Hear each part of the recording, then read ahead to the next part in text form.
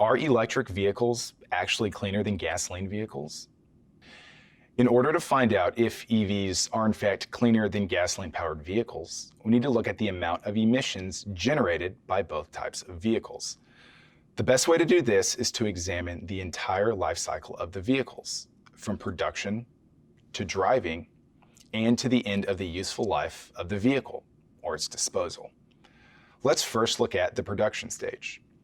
During production, both electric vehicles and gas vehicles are comprised of the same parts. Mostly, the metals, plastics, and other materials such as cloth and leather for interiors remain about the same, and the creation of these parts produce the same amount of emissions for both. The big difference in production, however, comes when the batteries for EVs are being produced.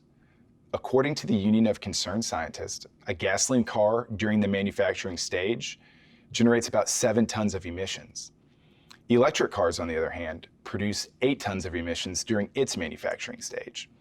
This is due to the large batteries that power the vehicles, which require more energy and materials to produce. So during the production stage, EVs actually produce more emissions. But what about the driving stage? Gasoline-powered vehicles produce tailpipe emissions with every mile they're on the road.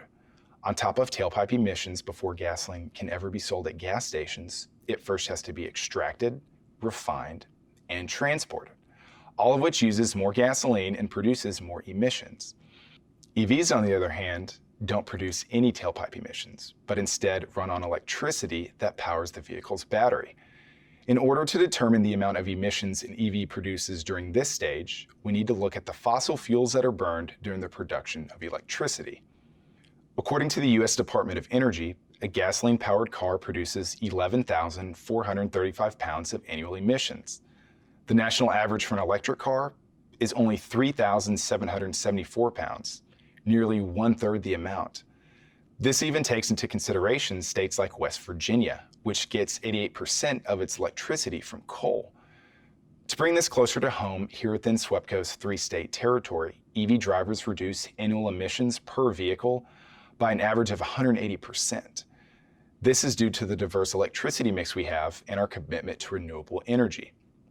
So for the driving stage, EVs are much cleaner. It's not even close. So that leaves the final stage of the life cycle, the disposal. What happens when vehicles are no longer in use? Multiple studies from the Union of Concerned Scientists and Yale University show that disposing and recycling both types of vehicles emit roughly the same amount of emissions, coming in a little less than 1 ton. But what about those EV batteries? They can be recycled and reused.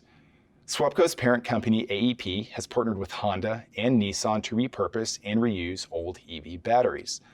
The projects will focus on reusing old EV batteries so energy can be stored for the grid and lower system costs. This way, the power stored in the batteries can be used to satisfy energy demand during spikes in the evening hours. This will also help level the future energy demand required as more and more drivers switch to electric cars, allowing them to plug in their EVs after arriving home from work. So in conclusion, EVs produce around 50% less emissions than gasoline vehicles over their lifetime. This is according to both the Union of Concerned Scientists and the Department of Energy. And this number will only continue to rise as more and more renewable energy sources are used. Projects like the North Central wind facilities, which will provide 1,485 megawatts of clean energy to SWEPCO customers and save an estimated $3 billion in electricity costs over the next 30 years, continue to make EVs more efficient and better for the environment.